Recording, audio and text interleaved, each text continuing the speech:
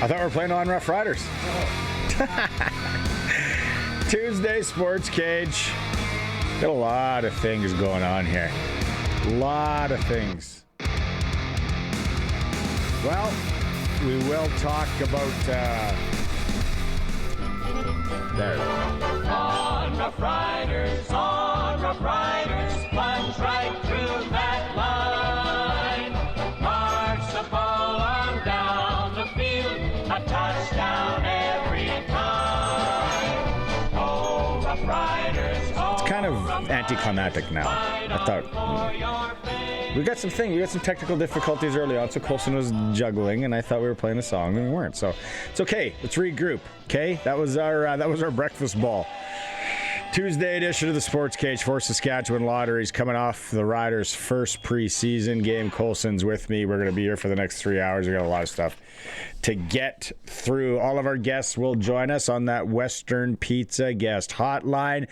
Find out what the pickup special is or the delivery special near you. Maybe it's a pizza or any of the Greek favorites that you love. All of our interaction will be done on the Prairieland Rentals text line, Prairieland Rentals, 600 Albert Street. They got the Husqvarna sale on right now. If you're looking for a mower, a robotic mower, 936-6262. You have questions about the game or statements, there's your chance. 936-6262. Dave and Luke will be with us 3 times today. Glen Suitor will be with us. So I will ask those questions. If we can keep them to about 15 to 20 words, it makes it easier on the system that we have to read here. Or maybe you just have a comment on how you're feeling about a nothing football game on May 18th. I don't know. I know there's some question marks that we're going to get to. We got PumpJacks Cathedral Trivia as well today. We're playing for $50 at PumpJacks Cathedral. We're going to fire that to you in hour 1. Eric Francis, I know he comes Wednesdays and Fridays, but he's covering the Western Conference Final, so his schedule is jumbled. So Eric's going to be with us at 3:35-ish today. Arash Madani's in at 4. More from training camp up in Saskatoon. Like I said, Glen Suitor in hour 3, and then Luke and Dave should be back in hour 3 as well. 20-15.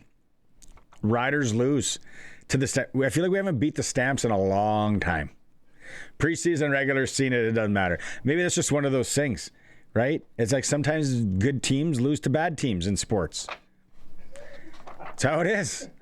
But yeah, I'm sure Jeffrey's going to love that comment. It didn't sound like a Picasso by any means out there. A lot of you are going to jump in right away and go, Jack Cohn. Oh boy, Jack Cohn. Is he our guy if T-Mobile goes down? I was listening to the game. I think the same thing. I'm like, now where do we go? Well, how much does he play next weekend in Saskatoon against Winnipeg to get a look? Is he a lock? Is he the lock at number 2? Are we talking about that on this Tuesday? Very curious to get Luke's comments on that. Maybe even Glen Suitor's as well. But I don't know, because how this weirdness in the schedule goes. Riders, Winnipeg, Saturday in the Bridge City. And then they don't play tackle football for real until June 13th. A lot of thinking can be done in there. A lot of evaluating. You get an exhibition game of some sort in there, maybe against a UFL team.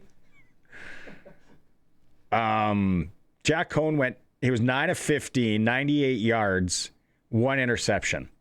Again, I listened to the game. What the picture the guys were painting didn't sound too good. And then Braden Shager comes in. What was he up against? We'll have to find out. What was the defense like that Shager faced? The other thing, too, Matthew Sexton I think there's a lot of people running into the store and possibly buying Sexton jerseys today. Because he was all over the airwaves there for a while. He had 5 receptions, 78 yards. Had to have been a good game. Canadian receivers, though, not an outstanding day. Not an outstanding. If you're watching the stream, you are watching some highlights here. That's Shager scampering there. So that's the thing. It's like, okay, should he be throwing that ball there, though? Are there guys open? Does he have to wait another split second to find his receiver, or is he getting happy feet and then taking off? So a lot of I remember a guy that knows way more football than anyone in this building will ever know. And he said, yeah, but okay, watching the game live, he's like, look, rewind that. He should wait, and then that guy's open, but he just doesn't wait that split second. I don't know. The guys will know more than what we do. But it was a preseason game, May 18th. Do we just chalk it up to that? How worried do we have to be? I don't know. I'm on the fence. Does Calgary look good? I don't know. VA, he had the one touchdown to Philpott. I don't know if they're planning any parades there, though. Besides the Stampede one. Fellas in the training camp report will be in a bit. There is also, because this is 3 hours long, and there are people that will yell at us if we don't talk hockey, especially Hab fans, especially Montreal Canadian fans. I'm happy for them right now. I was talking to an Edmonton Oiler fan last night that just cannot stand Montreal Canadian fans right now. Do you have that goal that I sent? Oh, it was so exciting. Game 7 goes to overtime. Disque perdu et Carrier s'empare de la rondelle libre. Carrier, la passe, on entre avec Newhook, Evans vers le filet, le tir, et le but! Victoire des Canadiens! Alex Newhook propulse le CH en finale de l'Association de l'Est! Who do you want one game, Alex Newhook or Fernando Pisani from the early 2000s? Newhook's got a thing for game winners. Montreal advances to take on Carolina, where everybody already is giving Vegas no shot that I talk to, and Montreal no shot unless they're a Habs fan. I don't know. Dobish, kicking, tons of personality. Is he on some sort of Cinderella type thing here? That was exciting, though. And now Hab fans told the guy that's a Habs fan. He's also cheap. I know roughly what tax bracket he's in. He's doing okay. Even with our current state of things in Ottawa, he's doing okay. And I said, you have to go to one of these games in Montreal. Well, I don't know. That's expensive. I said, what else do you have planned this year? Like, really, what else do you have planned? He's going on a fishing trip up north. What do you really have planned? Like, expire with zero. I don't want to say the other word. Eric Francis style. If you're a Habs fan and you're doing okay, like you can wake up in the morning and say, I worked hard, I get, meat on the table. I think you have to go to one of these games. Let's play the game right now, Coulson. Because I'm not even a Habs fan. I'm trying to think, should I maybe go to one of these games for the experience? Do you even need to go to the game? Because what it looks like outside, I know that moss pit in Edmonton was wild until just people started beating up each other there. See, it went down since the last I looked. Eastern Conference Final, Game 3. Home game number 1 for Montreal. They're going to play it on Monday night. To get in, secondary market, so give and take a few dollars here. One ticket, $865. So you're probably getting there, I don't know, depends how many you're trying to puddle jump. probably $700 in flight.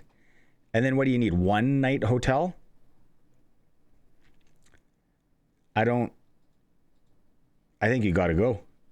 If you can, you have to take advantage of this. We'll be watching those tickets throughout the week here on the SportsCage. Memorial Cup doesn't start until Friday.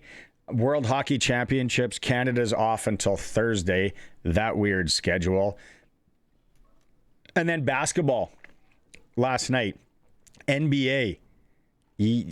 I'm not a big NBA guy, but this is something special. The Spurs in double overtime. Upset. We saying upset? Upset. Well, they're number 2, beating a number 1. Upset the OKC Thunder. Yep. 122-115. Yep. Victor Wembanyama said after the game, watching SGA get that MVP trophy, inspired him to play harder. Oh, yeah. And what is he? So tall. Oh, so this is when I kind of start paying attention to the NBA. Over obviously would have been a nice bet yesterday. And tonight, Cavaliers, New York Knickerbockers, game 1. We'll have to, maybe a sprinkle of the daytime. We'll have to get into that.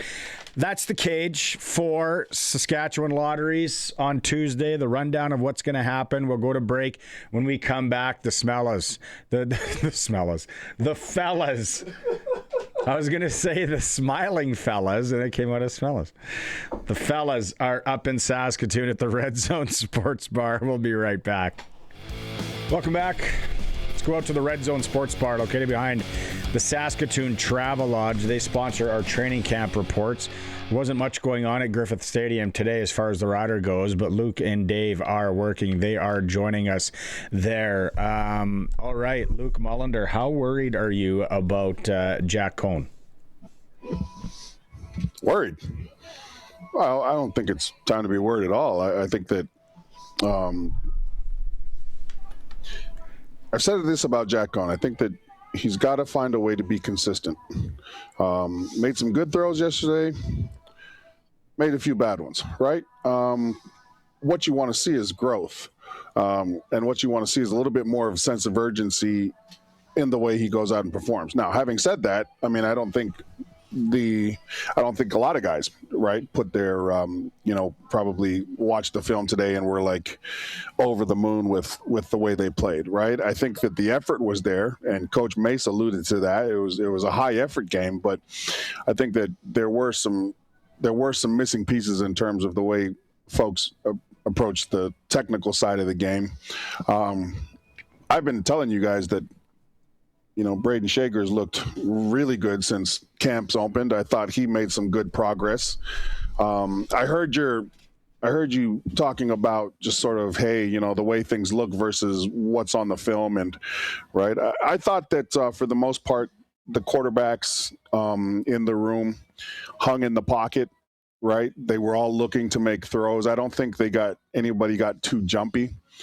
And I thought the offensive line in spots did a really good job just sort of giving opportunities for the quarterbacks to step up in the pocket and throw footballs to their receivers. So there's probably a little bit of good. There was probably a little bit of bad. What you got to do, especially as a coaching staff now, is figure out where you need to see the change. Like, guys need to take the coaching, right? We heard one of the guys on the bus, for instance, talk about, well, I'm glad there's only 5 days till the next game. Well, you never know if you're going to get to the next game, right? You never know if the decision comes before that. So you've got to go in now after watching film today all day. You've got to go in tomorrow and come out having taken all of the coaching, meaning focusing on where you need to improve technically, focusing on where the things that you can do from just a playmaking standpoint, from an effort standpoint, what's going to make and break. And again, the opportunities are going to be few and far between in game number 2, right? What's going to make or break your opportunities is the way you approach practice in the first couple of days this week. That's what I want to ask you, Dave.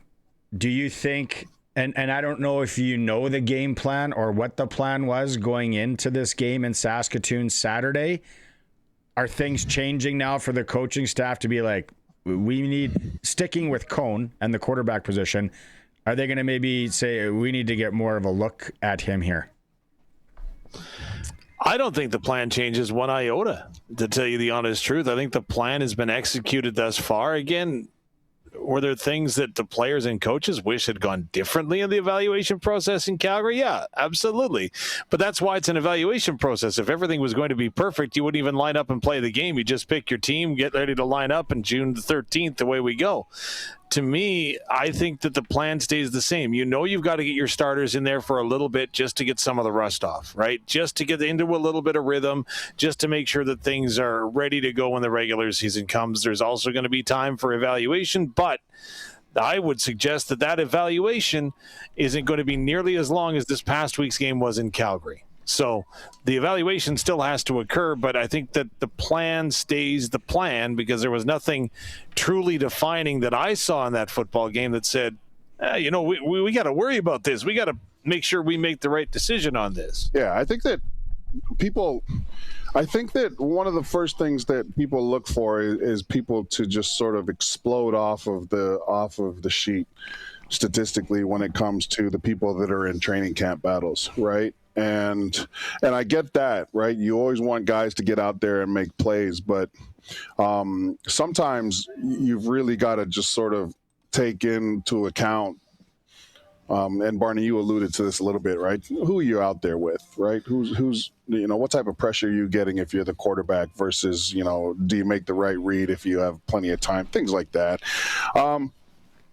I think that for game 2, you're going to see a lot of the starters, right? And because they need their reps. But I do think we'll see a heavy rotation. I think that for the last couple years, correct me if I'm wrong, Dave, but the way I recall it is the last couple years, regardless of situation, the starters have played, but there has been, like, they've used the second game to evaluate guys still. So I think there's going to be opportunities for certain guys. Again, you're just going to have to show that you can take the coaching from point A and apply it on point B. So again, I don't think, for instance, Cone gets a whole half and then Shager gets the whole second half. Yeah. I think that it may shake out to where, like, you look at a third quarter for one guy and a fourth quarter for one guy, right? And I think, Tommy Stevens, he's there to be cemented as your third down quarterback. Tommy Stevens didn't show that right? Like, I mean, throwing wise, Tommy Stevens is probably right around where Cone and Shager are. I think Shager has the higher upside, though. I really do. And what I liked about Shager is the way he's processed things coming into camp and all the way through. Like, he took a step yesterday, and I think that's what you wanted to see. You just said it 3 times, Luke. And Barney, if I may, can I just get something off my chest that absolutely drives me insane are the yeah, but people. You know what I mean? The people that, yeah, but. So, for example, I will pose these to you in fine, quick form fashion. Vernon Adams Jr. threw a touchdown pass. Yeah, but he was very close to the line of scrimmage, and the Riders didn't have their starting secondary in there. Was that not a good play he made? Yeah, exactly. I think that you always have to, again, it's an is what it is type of deal. It's a control what you can control thing. Shager, I thought he played well, and I don't personally care that he did it against the backups, because that's who he had his opportunity against, right? I'm sure that he would have wanted Calgary's starting 12, right? But that's the guys who were out there when he was out there. That's the guys he had at his disposal, right? And on both sides of the ball, Calgary's defense and Saskatchewan's offense, right? So I think you're right. You can't get into this sort of game of like, hey, he did this, but he did this. Or, hey, he did this, but he probably would have looked different if it. No, it is what it is. This is where his opportunity was, and that's how it looked. Yeah, but Nelson Lacombo, he made an interception right off the hop, but the Calgary Stampeders didn't have all their receivers out there. Yeah. I still think it's a pretty good play for Nelson Lacombo coming across the top. Listen, I'll tell you what, there's nothing on the stat sheet that says, yeah, but there's no asterisks on the stat sheets, right? That was an interception. Nelson Lacombo's had a good camp, and it's like poker, right? To if you want to call guys lucky and blah, blah, blah, you got to be good to be lucky as well, right? You got to be in the right spot. Nelson Lacombo was in the right spot.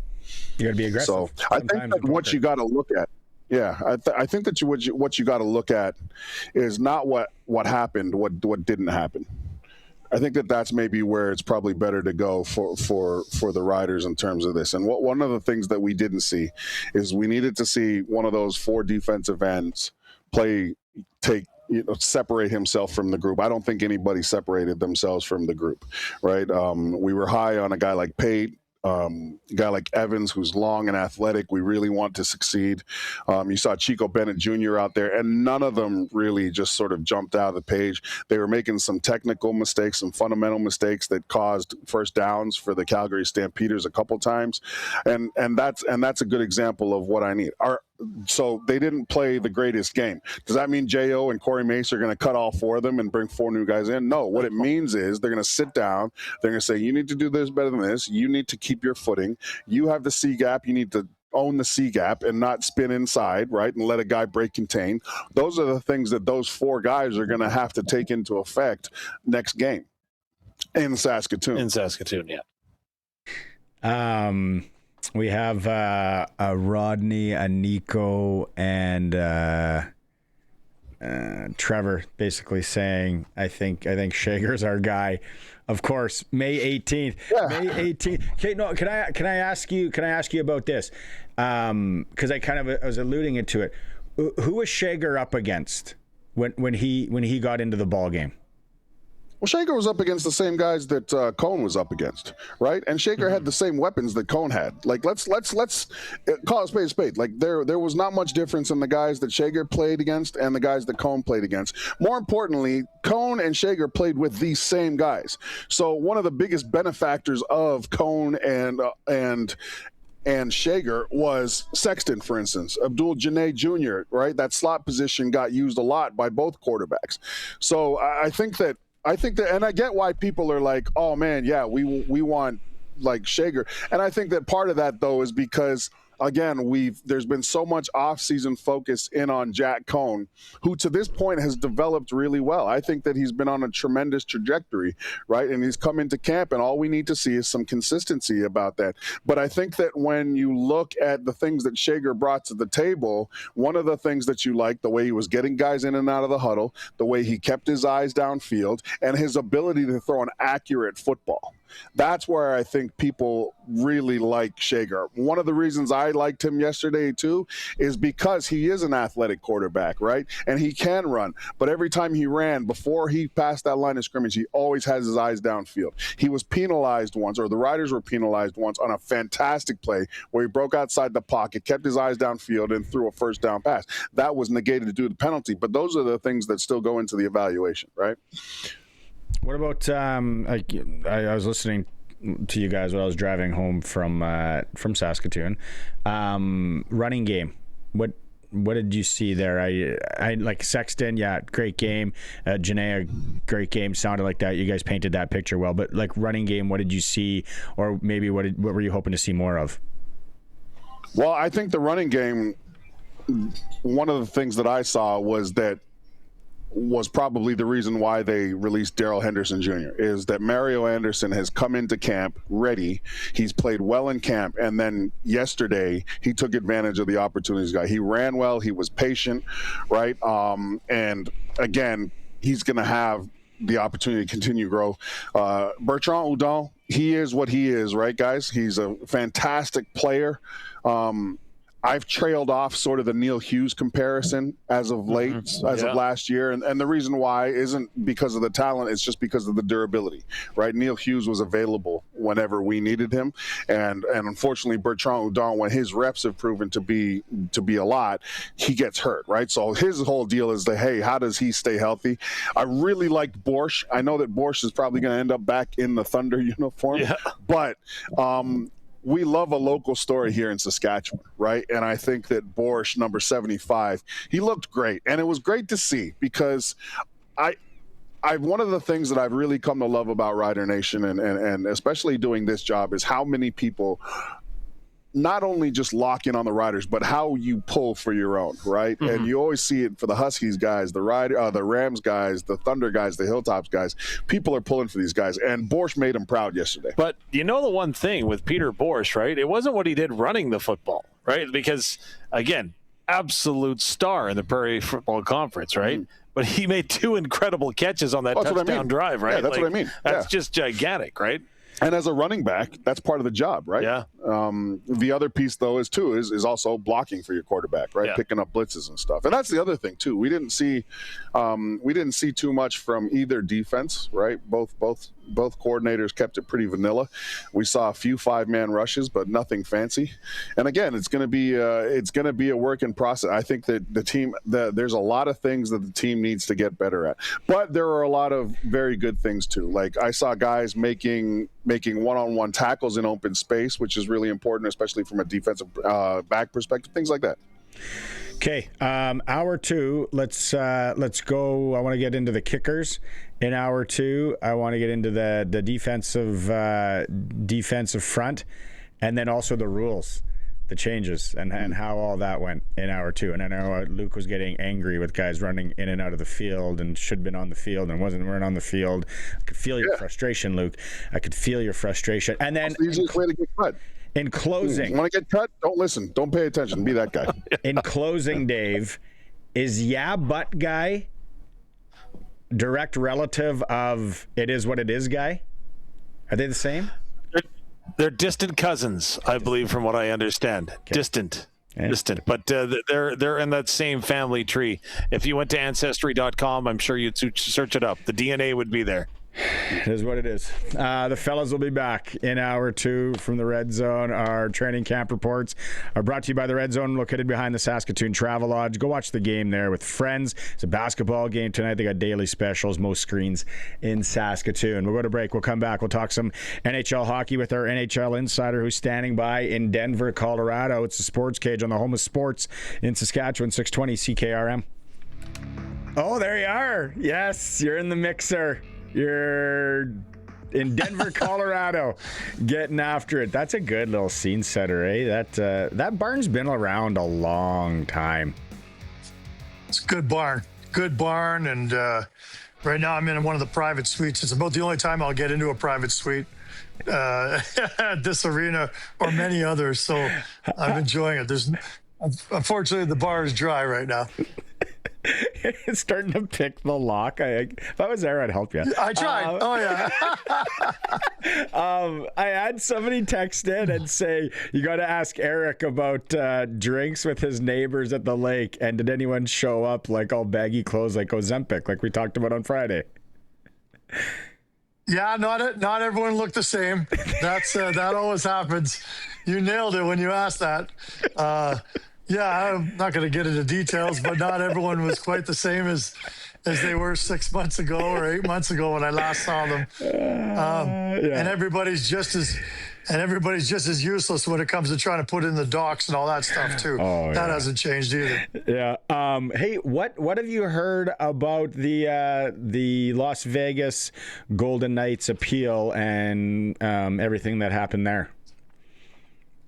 Yeah, so Kelly McCrimmon and George McPhee went down to New York this morning and tried to appeal the second round punishment and $100,000 fine for their coach for him closing the room and not speaking to the media at a recent game when they clinched. It should have been a celebratory mood, but instead they wanted to make some sort of statement. I don't know we still don't know what the statement was or what the protest was, but we have our guesses. But it was quickly announced that nothing's changed. The punishment stands. There's a chance that they could review it at a later time if they follow all the rules and are good soldiers between now and the end of their playoffs. Look, Kelly McCrimmon is then jumped on a private jet and is on his way here to Denver, and we're speaking to him in an hour and a half. I doubt he's going to say anything at all. We'll ask him 4 different ways, to comment or shed some light on any of it. But they have already put out a statement saying that they're not going to comment on it again. There's probably no upside for them to comment any further at all. And there's, in my mind, there's certainly no defending what they did either. So the punishment is what it is, and we move forward. It looks like there's a statement that just came out also from the NHL Coaches Association. I think that'd be NHLCA. That doesn't sound like they are happy that permission was denied by the Golden Knights for the Edmonton Oilers to talk to Bruce Cassidy. Have you heard any more about that? Yeah, that's another thing that we'll ask McCrimmon about, but probably not with them any success. But, I think that's another reason why they wanted to talk to him in New York and say, look, okay, there's this issue, but there's also this coaching issue, and you're kind of bucking the traditional norms where when you let go of a coach, even though you're paying them and you control them basically for however long the contract is, you generally relinquish that and give them a chance to go gain employment somewhere else. So, look, I wouldn't be surprised if at one point in time, Cassidy will coach next year for somebody else. There's no doubt in my mind. But maybe the thing is that Vegas just wants to be able to say where that's going to be and where it definitely isn't. And inside their own division is probably something they're not all that interested in letting him go. Maybe they'd give him permission to go coach in Toronto. I don't know. And it's really confounding because they're paying him $4.5 million and they can get off the hook for that. Or Vancouver. You're okay to go coach in Vancouver, not Edmonton.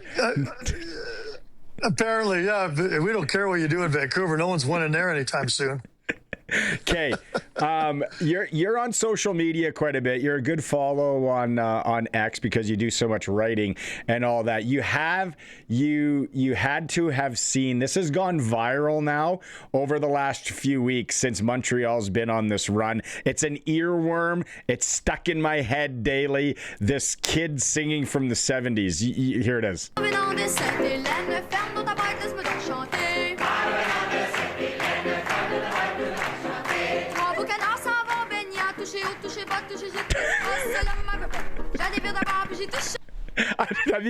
Have you seen that out there? It's wildfire because of the Montreal Canadiens.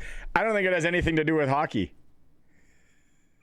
No, but it kind of looks like Lane Hudson. We're sure it's not Lane Hudson. That's a good Halloween costume next year for him. Yeah. I hadn't seen that, but thanks for putting that in my mind. Now I'm going to be, I wouldn't know how to sing along to that. Every time I see it now on X, I'm going to retweet you. I'm going to attach you to it for the next few days.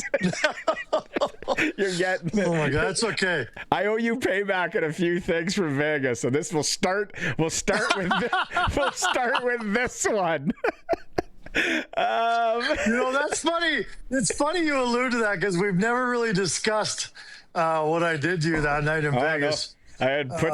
I got it in the old back. Forgotten. Okay. In the old back pocket. Okay. Never, ever. But. You're in, and I want to, because you're back on tomorrow. You're back on tomorrow, so we'll go into the West more tomorrow. I want to stay with it. What do you think, Alex Tuch as a unrestricted free agent for Buffalo? Like, do you think that they'll get a chance because he's from the area, he's got that, or is he gonna maybe look for somewhere else because he's been a good soldier?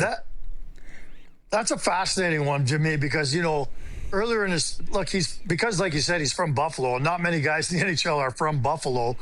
It's kind of like, it reminds me of Ryan Nugent-Hopkins. Like when he wanted his last deal done, it was kind of like, well, yeah, you've been really good and everything, but if you really want to come back to Edmonton, we pretty much have to sign you because not many guys say, I want to stay in Edmonton.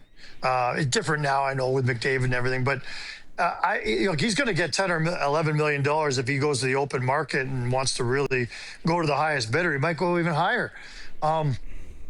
Midway through the season, it looked like he was probably done in Buffalo. Like, as much as he loves Buffalo and wants to be part of the solution, he figured there was no hope. But the way they turned that thing around and the excitement that city felt and the role he played in helping them turn it around and the way that the cap is expanding, I think they have to look very seriously at keeping him. He's 30 years of age, and he's going to want that 8 years, and he's going to earn that 8 years somewhere, or 7 years, I guess, now with the new CBA. I wonder if that means it'll be in Buffalo. I kind of think it will be after the way things ended this year. Yeah, that's a lot of money, though, and who else is out there they can get? It's a lot of money for a guy. He's not even your top player. You know what I mean? He's not your best player. Needed a little more from him in that series against Montreal too. I'm actually really, really, really curious on this whole 12 days off thing, because I don't think we've ever seen it. Correct me if I'm wrong.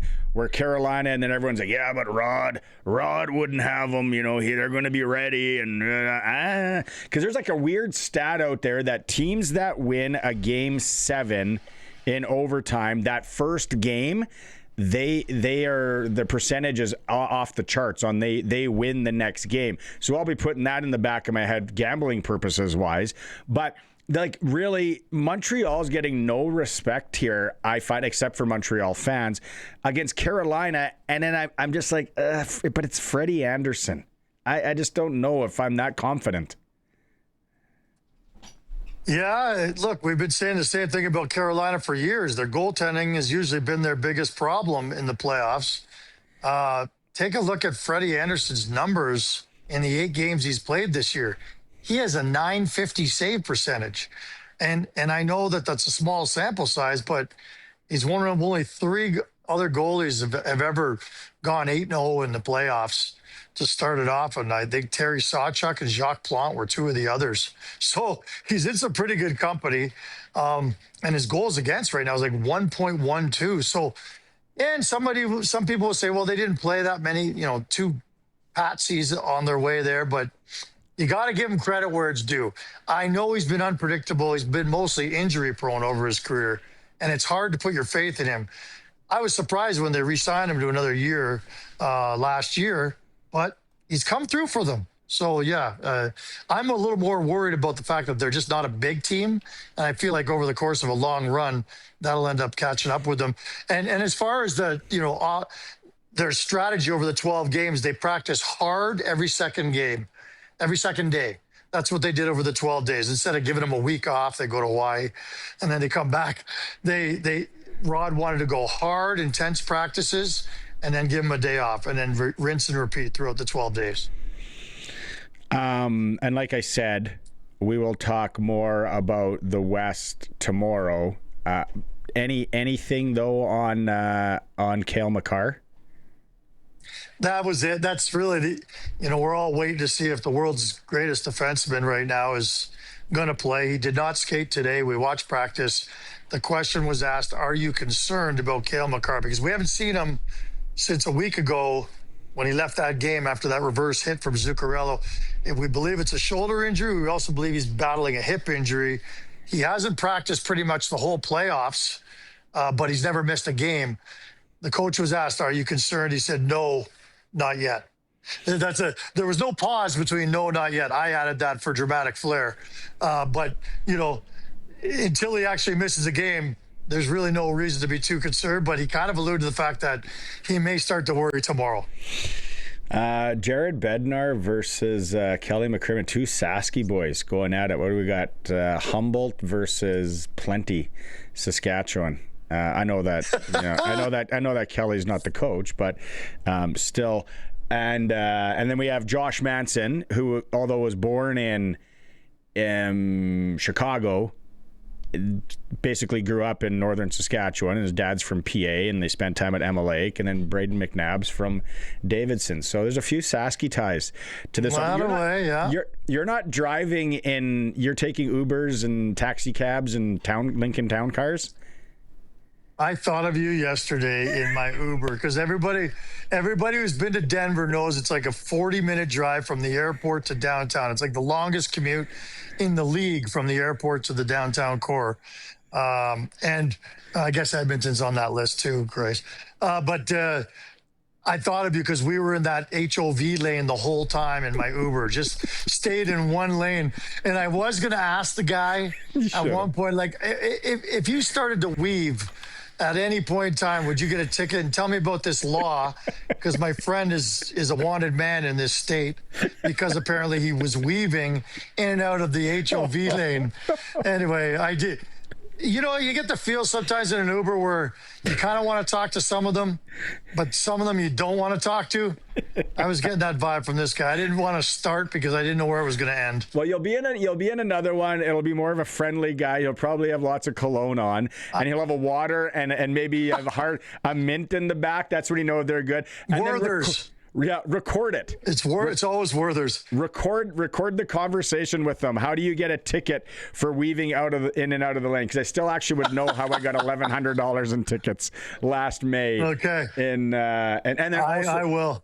And also, if you have time, hit up a Waffle House. There's a few of them in the Denver area.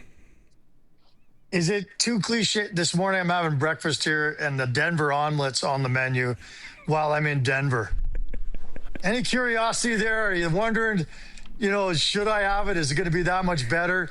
I don't really love them in the first place. I'll let you know about that. A Denver is an old person sandwich. My mom got one this weekend at a hockey rink in Saskatoon. But what's an older, a Denver or a Reuben? What's older? Like what's for older people? Yeah, which one's more popular with the older community? I'll do a little research this week, and if you're asking me as part of the older community, then screw you. Okay, you might want to block me on Twitter over the next week. We'll chat again tomorrow. Oh my God, screw you. Yeah, okay, see you later. NHL Insider Eric Francis for Sports Select, where you can make your picks online, generate a QR code, and scan at your Lotto Spot retailer. Every bet is 100% legal. And bet on the original when you're ready to play, cash in hand. Sandwich talk coming in now. People are texting in different sandwiches for the older community. It's a Sports Cage. We're streaming through our YouTube channel at sportscage.com. Riders brought in another American receiver, Johnny Johnson III. He spent time with the Houston Texans as an undrafted free agent following the 2022 NFL draft. He spent 3 seasons with the Texans, suiting up for 2 NFL games, one in each of his first 2 seasons. He's in camp now. Major League Baseball tonight. Toronto Blue Jays, New York Yankees, 5:05 first pitch. We got basketball. Game 1, Cleveland in New York to take on the Knicks. Canada's 3-0 at the World Hockey Championships. They're top in Pool B. They're off until Thursday when they play the Norwegians. SportsCage.com poll today. How do you feel about the Riders' preseason loss in Calgary? You can vote at SportsCage.com. In hour 1, the ticker is for Reliance Heath. Rent a water heater and softener together, starting at about $1.20 a day. You can also get $400 cash back. Some conditions apply. Call on Reliance. Okay, so we're going to do the trivia right now, Colson's saying, and then we're going to, if you haven't won anything in the last 30 days on 620 CKRM, you're eligible to play. The phone number, 1-866-767-0620 or 1-306-936-6262.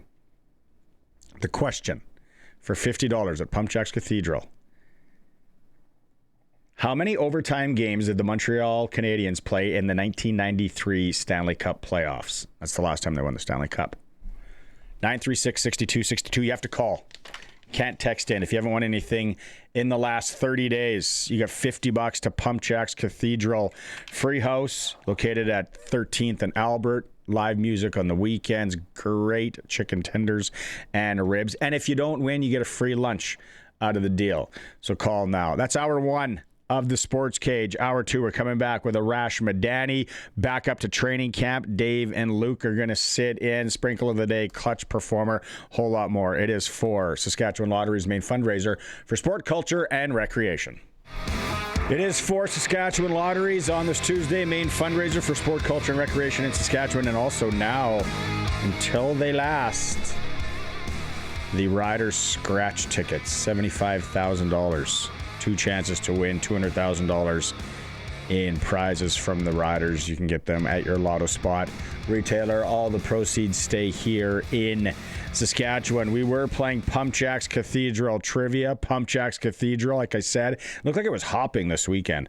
Live music on the weekends. Great place before and after a game. It was Betty Kirby who called in, and the question today was, how many overtime games did the Montreal Canadiens play in the 1993 Stanley Cup Playoffs? It's the last time they won the Stanley Cup. The answer, 11. So Betty, unfortunately, didn't get it correct. She still wins a lunch at PumpJacks Cathedral, and that means next week we will play for $100.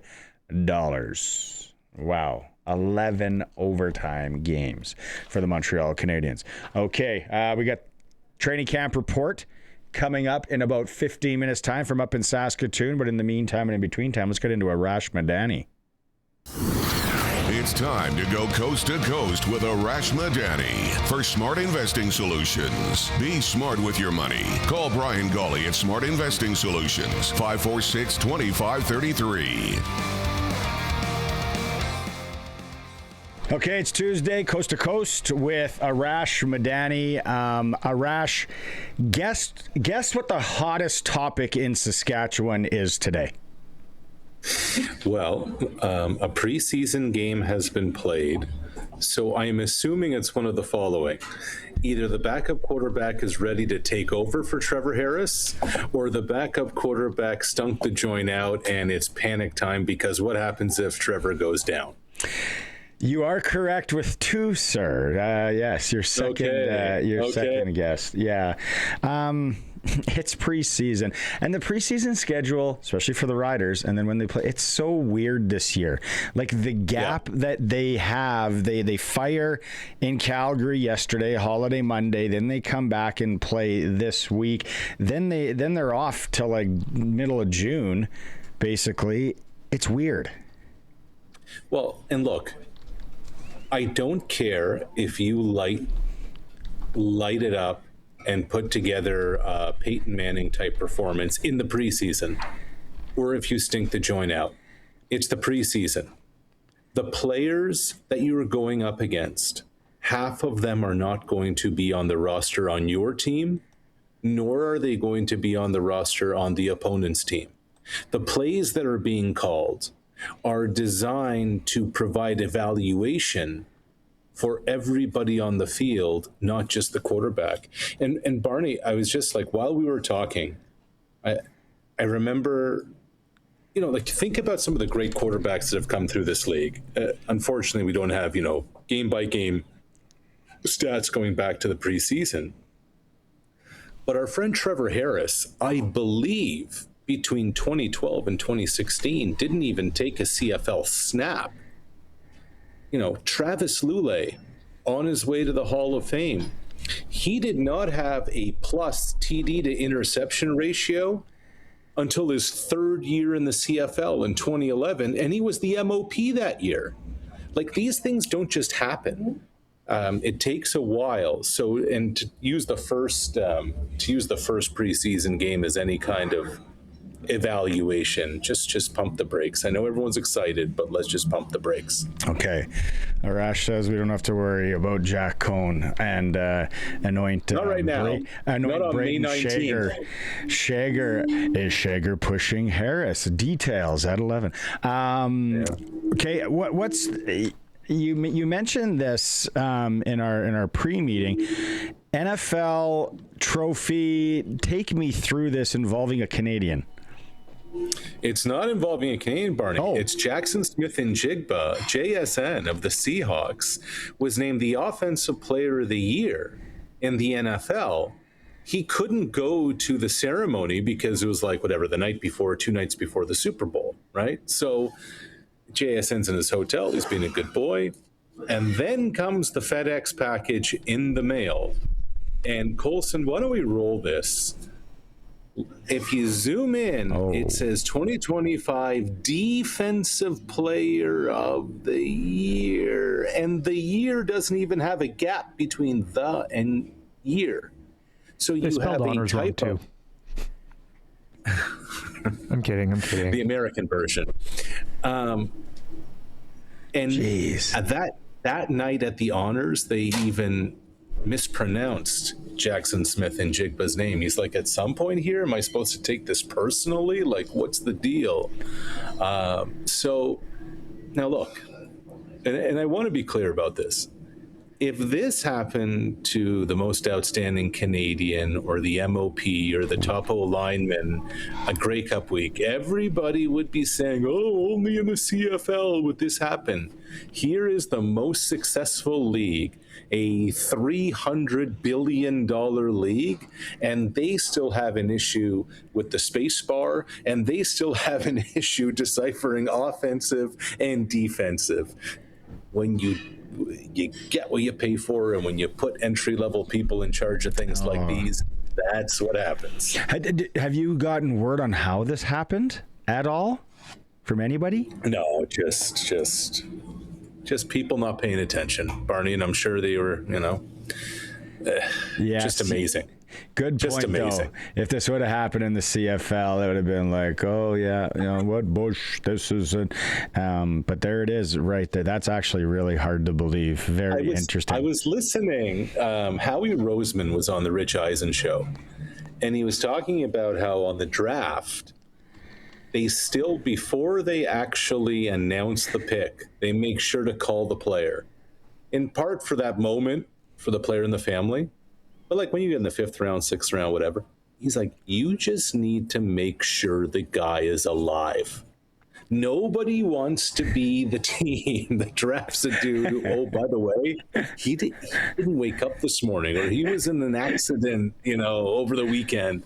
Oh, wow. I know that happened to the Ottawa Roughriders back in the day. They drafted a dead guy. So nobody in the NFL wants that to happen. Yeah. Let's go to hockey here. Well, kind of. I want to ask you, is there a more devastated, starving, desperate fan base city than Buffalo, New York, with their hockey team and then obviously their football team? They're two pro sports. It took forever. It took forever for the Sabres to get here. And I'm not saying that Buffalo fans are content. Like, it's just like, yeah, they got their heart ripped out.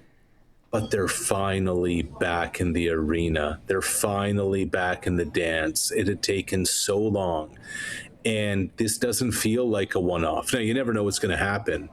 But Darlene and Thompson and the core and the nucleus and the fact that they're playing a Game 7 at home in round 2 of the playoffs, you don't pick up where you left off, but at least finally it feels like there's a direction and a hope for this hockey team. But man, between Buffalo and Minnesota, Minneapolis, St. Paul, I don't know if there's 2 more star-crossed markets. The T-Wolves can't do it. The Wild can't do it. The Twins are a mess. And don't even get me started on the Vikings. So it's remarkable in those 2 markets, kind of what's happened sports-wise. Yeah, I go Buffalo, and then although the Red Wings had their heyday, I'm like Detroit with the Lions, the Tigers. Pistons have won, though. Pistons have won. When did they win? It's a while ago, wasn't it? It was a while ago. I want to say 2003, the Chauncey Billups era. Yeah. I forgot about those guys. Okay, let's play the game here. I said it earlier on the show.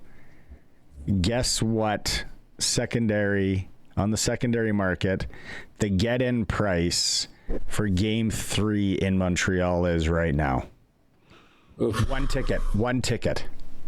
Single, upstairs. What night of the week is it going to be?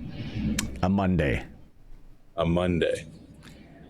Does that matter, do you think? Well, I think if it was a Thursday or a Saturday, it would jack it more. Okay. One ticket. You're up there with God, near the top. I'm gonna go 500. Oh, nobody. I think for 500, I might be looking at flights. Right now, $917. Yeah. You want a good seat? Just a one seat, maybe a nice. I like sitting in the corner. I don't know where I like this. I get center ice is nice. I like lower bowl corner, but I'll go center ice for you. $2,174. How about that? And for some people, that's chump change, though. Oh, sure. Or company cards, spending feverishly. And then it comes back to roost about a year later. Hey, we need to cut. So here's a little problem that I'm not sure if the Carolina Hurricanes have been able to sort out or the Montreal Canadiens have been able to sort out. It's F1 weekend in Montreal this weekend. Oh, so if wow. the Hurricanes plan to practice and fly on Sunday, with your NHLPA mandated to be in the other team's city the night before, where is everybody going to stay? It's the busiest weekend of the year. I know a lot of F1 teams like pick up and leave, so maybe by Sunday they're checking out, etc. I had wondered if they'd move Game 3 to Tuesday just for that, but I guess that mucks up the TV situation. But that's going to be a weird one from a hotel standpoint, because the weekend, it's a good thing the Habs don't have home ice in this series, because imagine Thursday, Saturday, it'd be a gong show trying to get places to stay in Montreal for it. That is a great point. And I've never been to F1 Montreal. I know people that have had. And it is... It's amazing. It's something else. Just the atmosphere, just the parties, everything like that. Okay, here we go. Then get in price at... I don't even know what this facility's called. PNC Arena.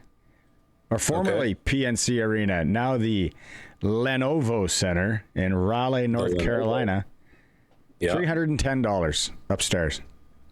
Canadian. US. Interesting. No, that's Canadian. Canadiano. It's not bad. Wow. So there'll be a lot of Montreal people heading down. Nothing wrong with Raleigh either, I heard. Yeah, I got a good Raleigh story for you, by the way. Let's go. So years ago, have a Sunday afternoon game in Raleigh, Sunday evening game in Raleigh. Rick Ball was the play-by-play guy. I can't remember who the color analyst was going to be. It was Flames Hurricanes. Well, doesn't a huge ice storm hit on the Saturday? And the night before the game, the Saturday afternoon, there was a North Carolina State and NCAA basketball game. The CBS crew is snowed in. So we're all down the lobby bar. Ourselves, like the Sportsnet crew, Bob Hartley was the head coach of the Calgary Flames. Hartley's down in the lobby with us, the Flames PR guy, Sean Kelso. And here's the CBS crew, Greg Gumbel, Bill Raftery. And Raftery comes over and he's like, who the hell are you guys that we're the only two people stuck, two groups of people stuck in an ice storm? Oh, you're the head coach. Raft used to be a coach. Hey, coach, how's your season going? Raft, we're around 500. Beats a kick in the ass. And Raftery just sat with us, telling stories, having a blast. That's my memory of Raleigh, North Carolina. Nice. As far as the Habs go as a team, Dobish in net. What's your take on him? Sometimes, Barney, and I find this has become kind of like chip on his shoulder. I find that's the new kind of new cliche. Lightning in a bottle is also right there. Yep. Doesn't this just feel like lightning in a bottle right now? Doesn't this just feel like the kind of run out of nowhere that you see some goaltenders go on? And of course, everyone's just going to compare this to the Patrick Waugh run of 86 and 93 because of Montreal. But what impresses me most about this kid is that he can get run out of the gym like he did earlier in the series, late in the series, but earlier in the series, and it didn't faze him. And the Sabres come back and tie it, and it didn't faze him. And to give up just 2 goals in that game, to do what he did with those stakes on the road as they keep coming, it's just something else.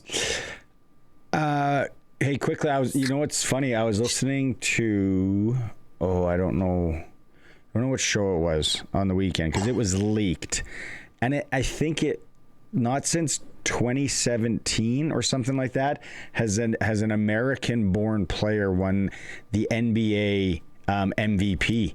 And again, we got Canadian going back to back.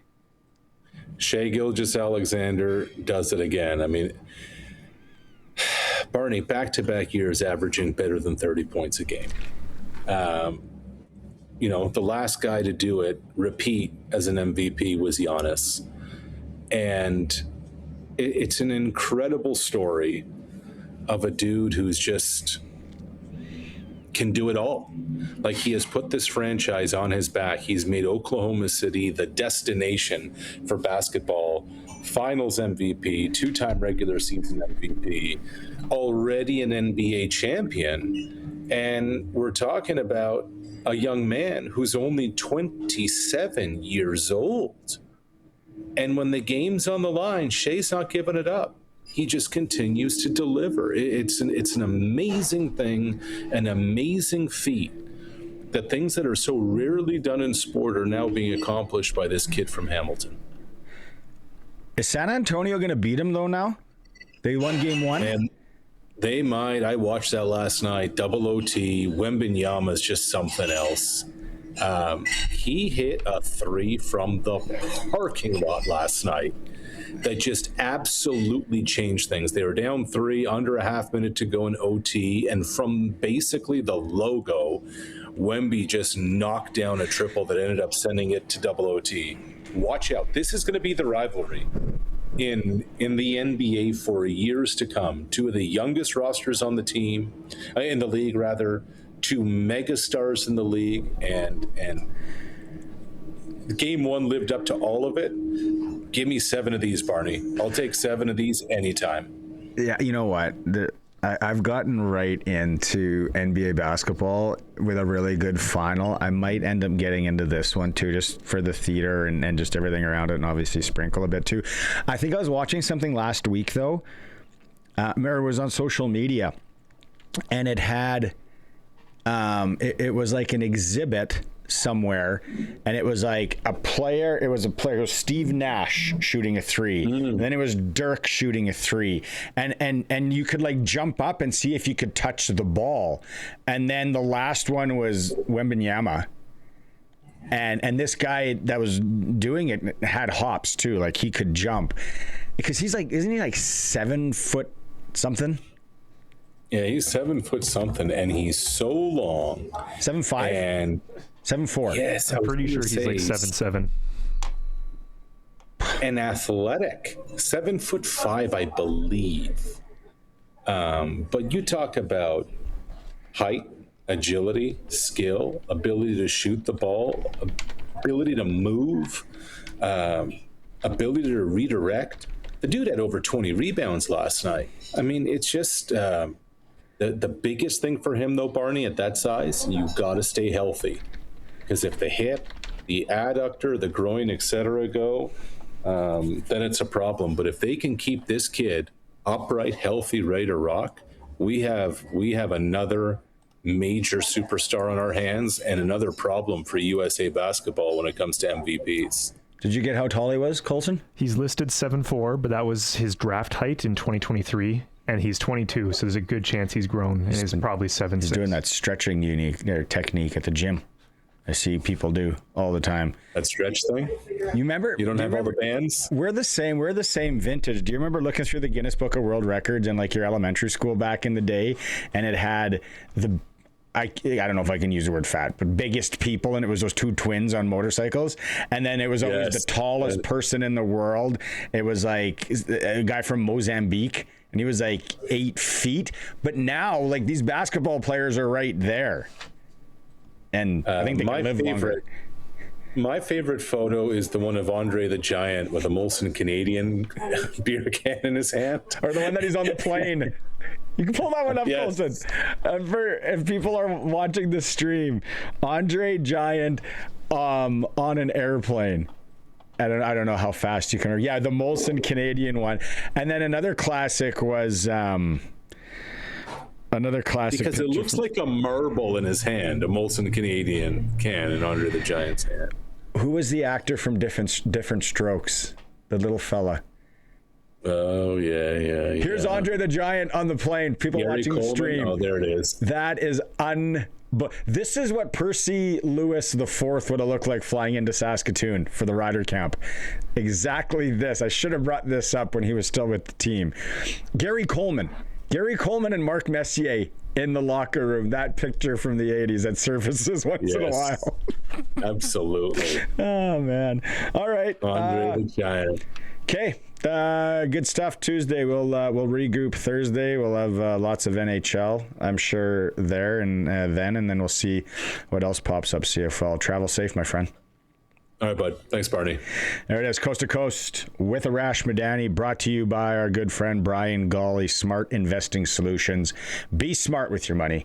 Call Brian Golly. Okay, CFL talk around the corner, some clutch performer sprinkle of the day. It's a SportsCage streaming through our YouTube channel where you can watch Colson's fantastic picture work that he does at sportscage.com. Pretty easy one for me out of the gate. My clutch performer, Alex Newhook last night.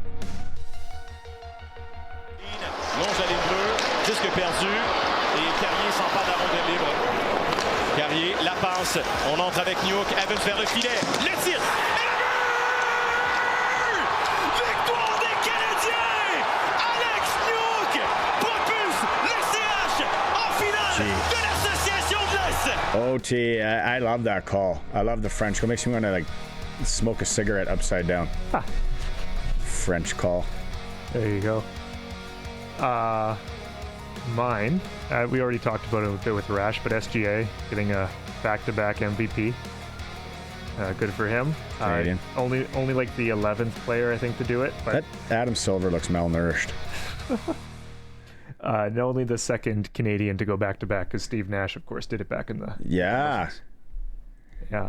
But then I also got to give props to Victor Wembanyama, because... 7'5". Yeah, because he slammed the door on them in game one there. Like Arash said, had the clutch 3 to force it to double overtime, and then gets this dunk here, the reverse alley-oop, to put him up by 6. And then on the other end, OKC needed to score, and he comes up with a huge block.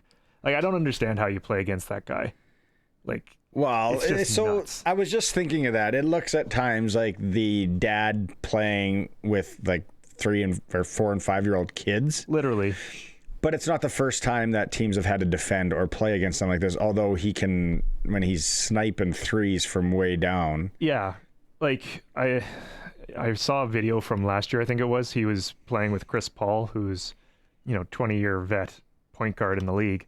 And Chris Paul was teaching him how to do a crossover dribble into a 3, which is a point guard move. But now you have to defend that on a guy who's 7.5 feet tall. Can you rough him up a bit?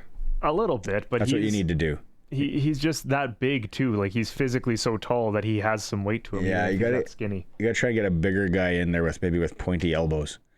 Start getting right into his ribs. There you go. I got one unclutch, and that'll be it. So, NFL schedules came out recently here, right? Yeah. So I'll pull up the tweet, but I'll read it off for our radio audience here.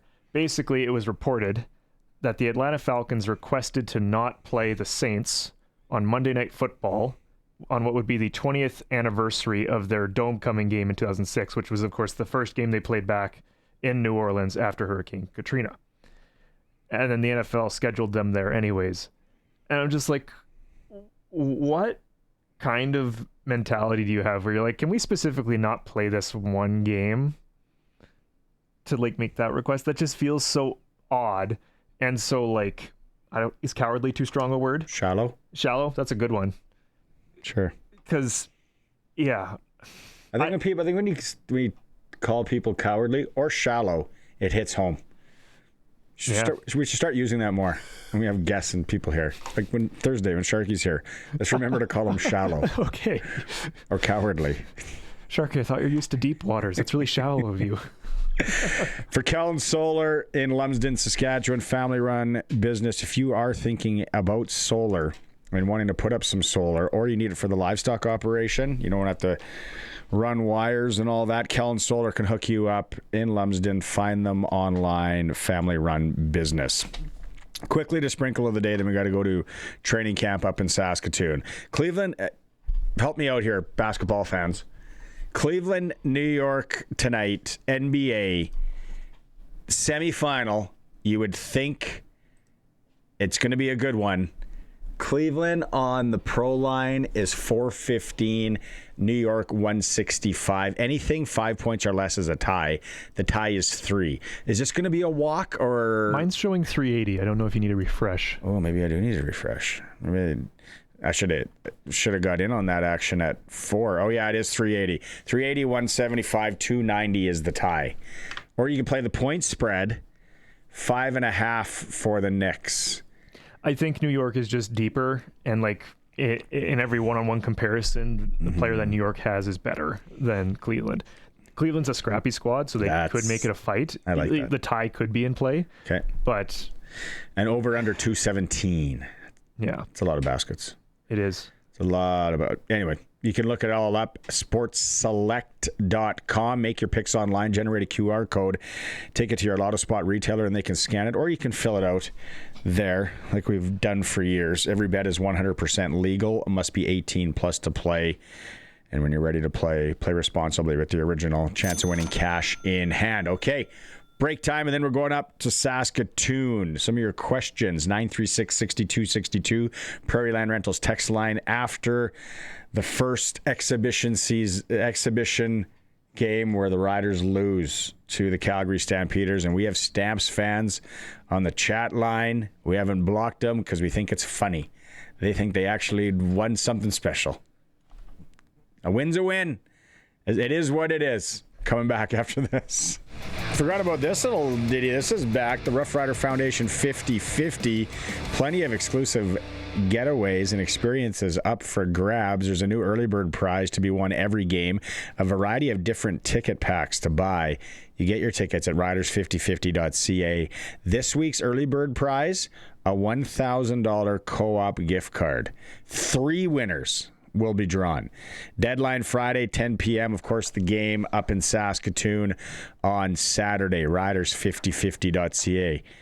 $1,000 co-op gift card. You can buy anything from lumber to sirloin steaks to coffee to gasoline. They got it all at co-op.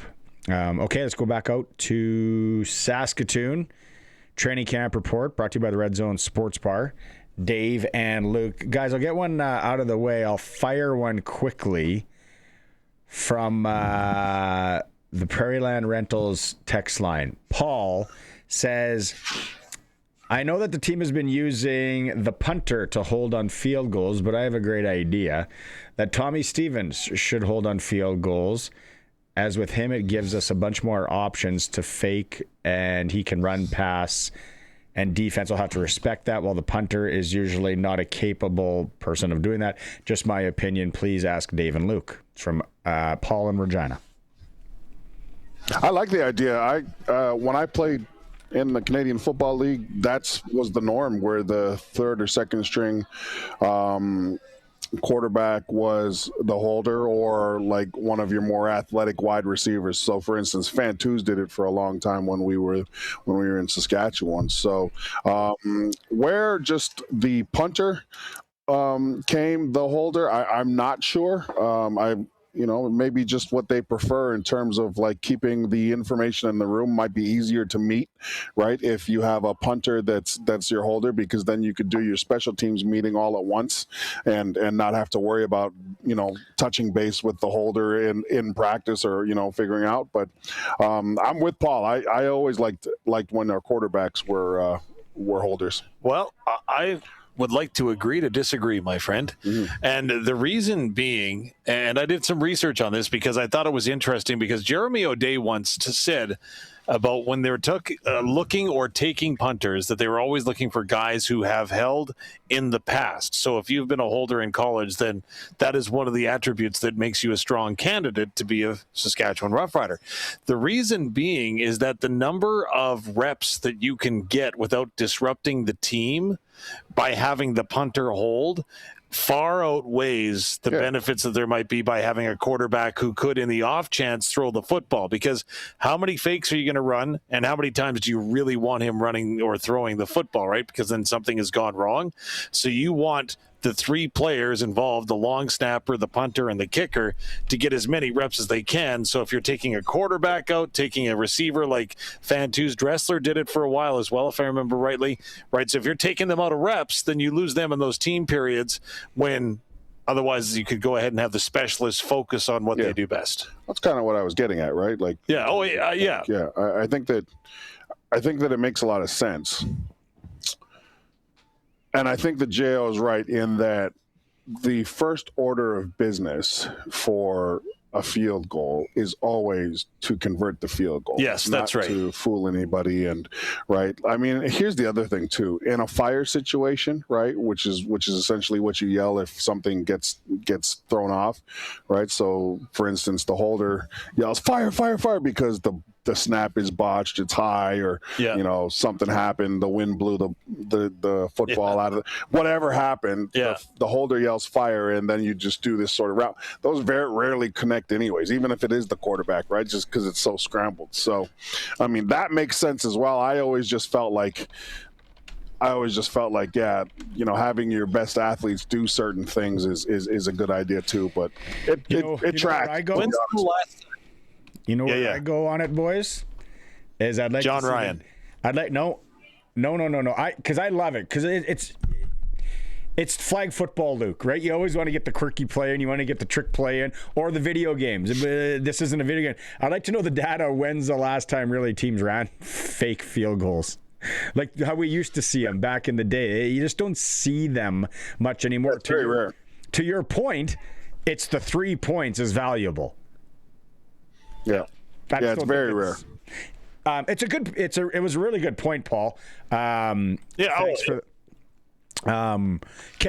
can I ask whichever one of you wants to go first? Tell me about the 35-second clock because it sounded like things were sharp, things are quick. Sounded like you guys liked it. Loved it. Keep it. Loved it. Still not sure why we're chalking it down to 20 seconds in the 3-minute drill, but one of the things that was very evident is because the way the rule is structured, you snap the ball, the clock starts, right? Or the clock has already started as you have snapped the ball or we're in the huddle. That clock's just running. And if it gets under, so it resets if it gets under a certain amount of time. However, I love it because let's say you snap the ball at 30. Like let's say you're snapping the ball, you get the ball out, it goes to you get a first down, or you get 8 yards out of it, right? Mm-hmm. Like the clock's still running there. It's not run up, wait for the ref to blow the whistle, and then have the clock run. So it forces teams to really get the reps, to get the snaps in. I thought, and this is what I talked about with Mueller, just on a very off chance that he was just sort of standing waiting for an interview, and me and him were just chatting, and I actually said, hey, it seems really crisp. Like, you guys seem like you're really on schedule. And he was saying it's because of the 35-second clock. So, and then I got to witness it yesterday. I love it. I love the way it maintains the game flow, and I love the way it forces, and there's no sort of awkward waiting for the refs to get their act together and get in position it's just the 35-second clock is running, and it keeps the refs accountable too. I liked it. I thought, just to add on to that point, I agree totally that it did keep the game flow moving. The one thing is that this is going to allow for strategy, right? Because there was a lot of times in the fourth quarter the Riders were trailing where they're snapping the ball with 18, 19 seconds left on the play clock, right? Which you would never do in a 20-second clock scenario. And you could probably get into a situation where teams are going to go quick, hurry up offense, right? Quick snap count, boom, they're going. So the other team can't line up, keep going. You're just going all the time. I think it was good. Yeah. What about trading personnel for the defense? That made it difficult, I think. I think it makes it more difficult, right? But again, when you're looking at your personnel groupings, a lot of the times you know what teams do in certain instances, right? Yeah. Like, so for instance, the Riders came out in their 2 tight end look. You have your 33 personnel, so you got 2 tight ends, you got the running back, and then you got 3 wide receivers, right? That's primarily a rundown for the Saskatchewan Roughriders. Teams are going to match that personnel for personnel. It's just going to force the communication a little bit faster, right? Like, so I'll give you an example. Normally, what's happening is, let's say you move the ball. The team runs for, let's say we get a 6-yard gain. So now it's 2nd and 4. You've always got a coach up in the booth watching for personnel groupings coming in if you're on the defense, right? You're looking at their sideline. You're saying, hey, it looks like they're coming in with 33 personnel. So now the defense coordinators down on the line. Hey, eagle, right? Because that's what we practiced this week against their 33 personnel, for instance, where they have 2. So it's just gonna force the communication, which, and to Barney, I know you're gonna get to this, which makes players, they need to have their antennas up on the sideline because it's gonna move fast. Do you think that teams are gonna get caught if they're not paying attention on the sideline? I think teams that run the ball well, like Calgary did, for example, last year, the Riders did last year, right? Do you think it rewards them? Because if you can go ahead and just keep your run offense out there and you get up to the line, you're going to go ahead and get a very tired defense. Well, at some point. I think what it rewards, I think what it starts to play into now is I think we start to see it reflecting in the draft. Oh, yeah. So what I mean by that is now you're going to say, wow, look at this kid in the draft who's a fantastic blocker but can run a route and he's fast. So now if I'm like, let's say, this is my H-back now, right? Because he's a great blocker. Now I can roll in. I can roll in whatever personnel, I can use him, and then I don't have to actually change them out. Like, I don't have to bring my wide receivers back in here because this H-back can really play the position well, right? So I think that as the game moves along and evolves, it'll reflect in the draft on the positions that you'll see or the guys being drafted. I was actually going there maybe on a game plan aspect a little bit different as to where you can put now maybe are we going to start seeing teams, because if you're running the ball and running it so successful and you keep that personnel as now, I think it's so much valuable if you have a running back that can go out and maybe play in a slot position or out of the backfield more or anything like that. It actually makes for some great game planning and scheme, I guess. But yeah, Luke, you were talking about the guys running on the field, and I could hear the frustration in your voice during the game. And you don't have to even play football for a long time to know in any sport, if you are making those mistakes in camp, like if you didn't have a target on your back, now you do. Well, the coaches will say, look, the depth chart changes daily, right? And when you have meetings for a reason, right? So when was the game, Dave? It was on Monday. So on Saturday, they did their walkthrough, right? And the depth chart looked a certain way. Hey, here's your first string punt return, your second string punt return. Here's your first string goal line team. Here's your second string goal line team, and so on. Here's your first string goal line defense. Here's our second string goal line defense. And then in that walkthrough, they'll go through that. They'll rotate guys out. So what they do is they'll sit, their coaches will say, and they'll, first team defense, right? First team defense runs in, right? All right. 3rd and 1, first team goal line. So boom, they'll make their substitutions, and then coach would say, let's go Schaefer's down. Boom, Schaefer runs off because he's hurt. So then Schaefer's backup needs to run on the thing. So you go through those scenarios, right? Okay, let's go second string defense, right? Boom. Micah's down. Okay, boom. The Micah's substitute runs on, right? So you go through a little bit. But the point of the drill, because you can't do that drill for every single person, the point of the drill is to force guys to understand that you need to be listening because the depth chart changes.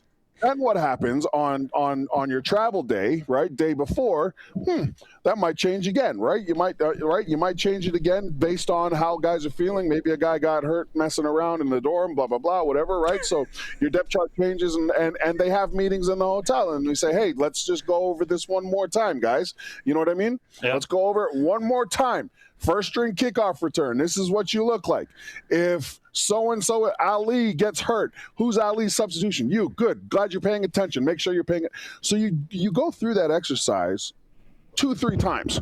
So when you get into the game, the job interview part of the game, right? The fun part, but more importantly, the most focused in on evaluation If you then are still the guy that they're screaming for on the sidelines, I can promise you that you have put yourself in a position to get released, because there's nothing more annoying to coaches than repeating drills, going through walkthroughs, ensuring that everybody's on the same page, and then having one guy not out there. And it happened 3 times. It happened 3 times last game. And you know who it happened to? Backups and guys that are trying to fight for a spot. Like I said, if you're not an entrenched starter and you're the guy that they're screaming for and you're the idiot who's now running up and down the sidelines looking for your helmet, throwing water around, blah, blah, blah, your chances of getting on that WestJet flight when the cuts have been made have just increased twofold. Dave, must have been nice because your call was great. Jonathan Kim looked confident. He was 2 for 2. Alex Hale was 1 for 2. But kicking department, maybe just speak to that. It's going to be an interesting battle for sure. I thought both kickers were good. And again, everybody can see the ball go through the uprights, right? And so, yes, that's obvious. That's clear. That's a sign. But where did the ball go on the kickoffs? Right, the Riders kicked off. Did the ball go and was the placement in the right spot? That's huge. Like Jesse Mirko, his first punt of the game, which actually is going to become a statistical anomaly at some point, is it was the last punt that will ever be awarded as a rouge for and not being touched by a returner in Canadian Football League, even though it was done erroneously. But Jesse Mirko, he boomed it 77 yards, but he didn't want that to go in the end zone because the ball came right back to the 40, right? So that's where it's going to come down to is, I think, placement. Yes, it's consistency. Can you keep striking it, so on and so forth? But it's consistency at the end of the day and placement. Luke, can you give us about a minute and 20 seconds about that defensive line? Well, I think the defensive line looked the way it was going to look because of who was out there, right? The most experienced guy that was out there essentially was Ali Saad. Right, your second round, your second year player who's coming off a great rookie season. When you have that situation, there are going to be fundamentals. There are going to be technique mistakes, right? You just don't want them to burn you. I think that for the most part, it looked decent on the edges, right? You had Devin Adams, you had Ali Saad again. Kendi Charles, I thought played well, right? The interiors looked good. I mean, you want a little bit more push on the interior in terms of a pass rushing, in terms of your pass rushing technique. But again, you can build that in, right? It was the edges that we were concerned about because we only have one guy, James Vaughter, who we know. Benoit Marion hasn't played in camp yet, right? Lake Corte Moore still working towards coming back, right? So we're thin at the edge positions. So I think it's why I say, so for instance, I'm not calling him out. This is not a call out, okay? But you look at a guy like Evans, number 98, fantastic athletic. There were a couple times where Evans was out of position in terms of the gap that he was supposed to be versus the gap that he ended up in, and it bounced out. We saw quarterbacks breaking contain because our defensive ends weren't in the position they were supposed to be. If you're the C gap, which is the furthest outside gap, right, and you start there, normally you were supposed to finish out there, and you're the guy that's essentially putting the edge on the defense. If you go inside and take a chance, there's no edge on the defense, and we see quarterbacks breaking out for longer runs, right? Or we see quarterbacks extending a play, and using their arms for a throw, where essentially what should have happened is there should have been pressure on the QB right away. So I think that it looked like the way it was going to look like. Those guys just need to get exceptionally better, right? When you're looking at a guy like Chico Bennett, you wanted a little bit more just because Bennett had some of the experience, right? Pate, I think, was having a footing issue, right? He seemed like he was losing his footing really easily. But again, you just need to make sure that whatever coaching happens, that is translated into the next game, which is incredibly important.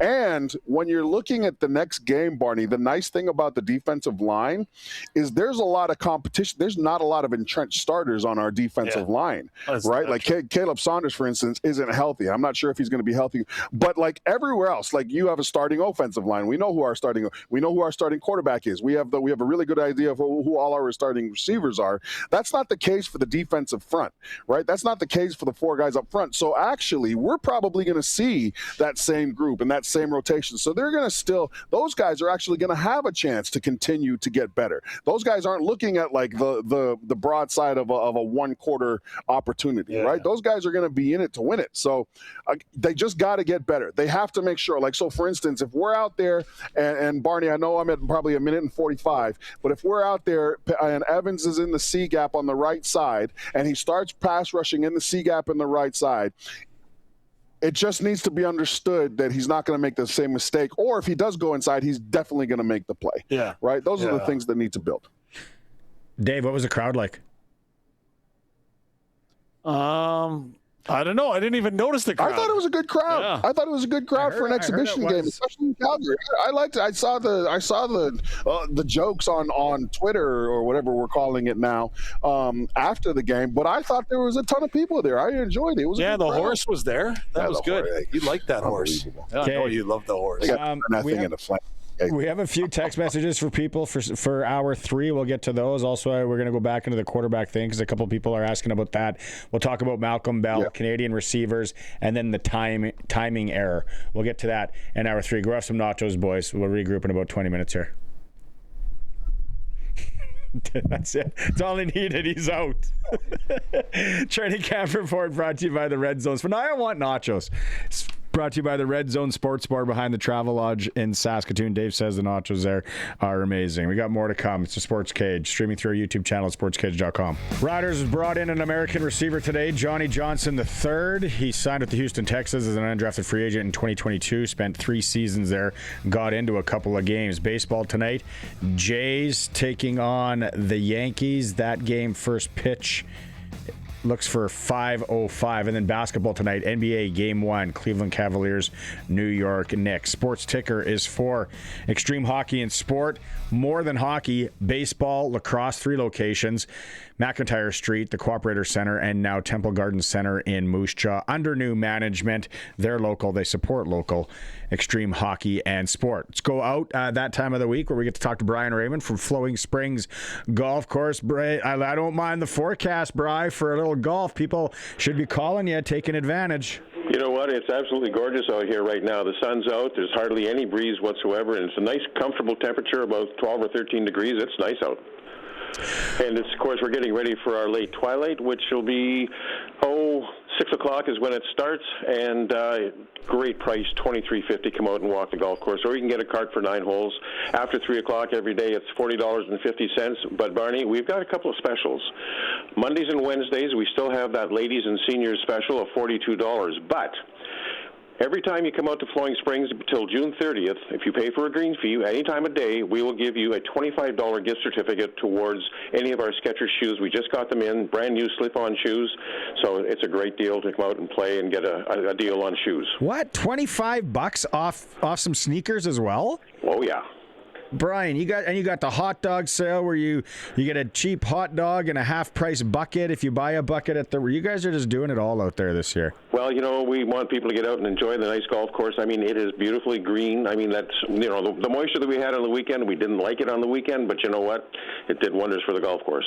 That is so fantastic. Okay, you went through the specials. You went through all that. Now, tee times I'm sure available all week. How many days in advance? How should people get a hold of you? That's a good question. We book 7 days in advance, and you can call us at the Pro Shop here at 306-543-5050, and you can book online through our website, flowingspringsgolf.com.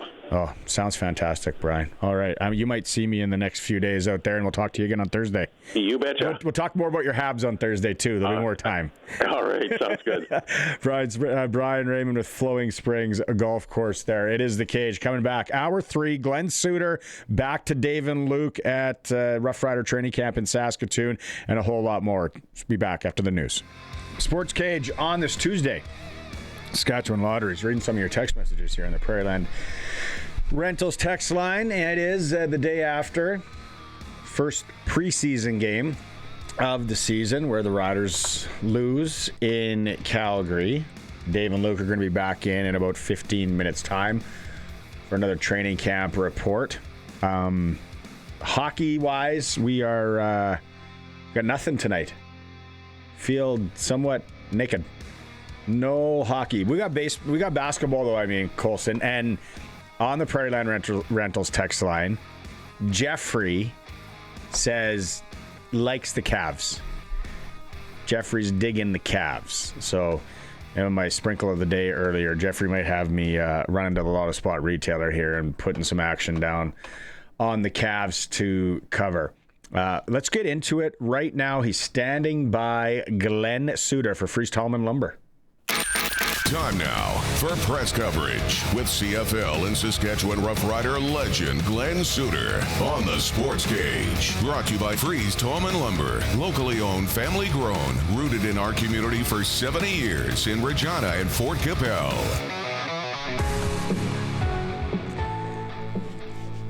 You know what it's like. It doesn't matter.